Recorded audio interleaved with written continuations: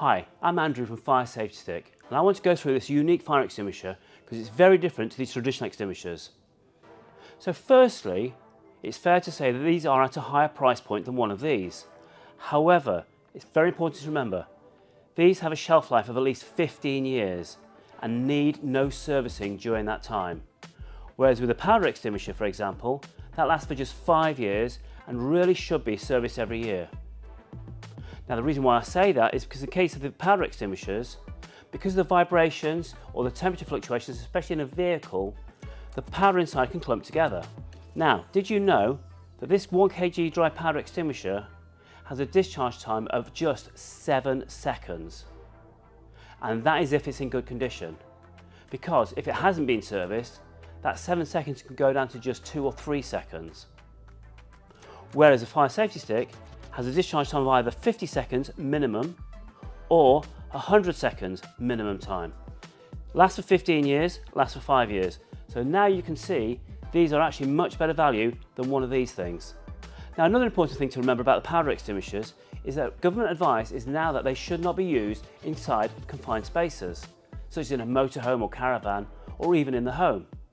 You see, the powder from it is quite corrosive, so it's not good for your health, but also restricts your visibility and breathing. Whereas there's no issue with that with a fire safety stick. These are completely safe in a confined space. The fire safety stick works in a totally different way to any other traditional extinguishers. It's not a CO2, water, powder or foam. It's a totally unique system.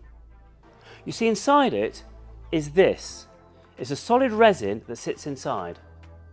Now when activated, this is then broken down into nitrogen gas. That doesn't affect the fire so much, but what that does is creates the pressure, the aerosol, to drive out the active agent. The active agent from it is a thing called a potassium free radical or a potassium ion. Now these have to bind with the oxygen of the flame. But what's really important is it does not affect either yours or any animals nearby's oxygen. They can still keep on breathing absolutely fine, subject to what's actually burning. Now in doing so, those potassium free radicals, by binding onto the oxygen, become potassium oxide. These are very, very fine particles, probably just 2 or 3 microns in size, and these are totally inert, so again they're totally safe, and they're safe for the environment as well, and they will just dissipate into the atmosphere. Now unlike powder extinguishers, that vapour will not affect any mechanicals or any electronics. Often something like this is great at putting the fires out, but in doing so it will destroy anything it comes in contact with. That's not an issue with a fire safety stick at all. In fact, we've had examples of people putting an engine fire out with a fire safety stick, and once they've checked to make sure everything's safe, then they'll be able to carry on with their journey. That's something you can never do with a powder extinguisher. It's certified for the following fire classes. Class A, these are solid combustibles, such as paper, textiles, plastic, wood. B, flammable liquids, such as petrol, oil, diesel, alcohols.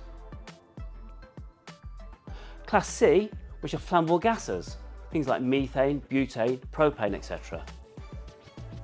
It's certified for electrical appliances up to 100,000 volts. So therefore it's safe not only in the home or the vehicle, but also of course in workshops and in factories. And finally, also Class F, and that is cooking oils and fats in the kitchen. So this is a fire extinguisher that's completely safe to use in the kitchen, unlike other extinguishers. In fact, it's probably not safe to use one of these than a fire blanket. And did you know that this is probably one of the only extinguishers that can actually put out a chimney fire? Say for instance if you had a log burner. Now I think it's also important to mention about what fires it can't put out. Lithium batteries. Very, very small lithium batteries, it will be fine. But anything larger, let's say an e-scooter or an e-bike, then it's not suitable for that. Although it could put the flame out, because you get thermal runaway, there's a very high likelihood that that flame will come back.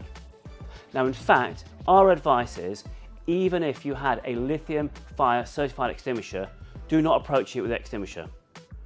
Those situations are very, very dangerous. That burning battery can start to explode almost like a Roman candle, and so should not be approached.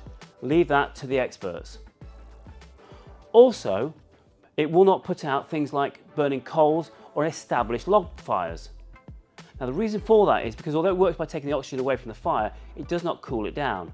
And of course things like coals or logs have been burning from within. So again, it will put that flame out initially, but that flame will more likely come back again. What's really important to remember, the fire safety stick, like any extinguisher, is only about dealing with small fires at the early stages. Once a fire becomes too large, becomes too established, that's no longer a job for any handheld extinguisher. Make sure you call the fire brigade. Activating is really simple too. You simply take off the top protective cap, and on here you'll see the black resin. Think of that being like similar to the end of a match. At the bottom you have the striker cap. Now this has on it a red-brown rough abrasive surface. You simply put the two together and with a light flick, strike it. And that will then start to activate the fire safety stick. Now please bear in mind, during that time, this will start to get warm. But that's fine because you'll simply hold it by the black plastic handle and that's absolutely fine. You then just simply point it at the base of the fire. Now while it's discharging, there's no need to get too close and don't start moving the stick around too much. Allow the vapours from it to engulf the flames to then put the flames out.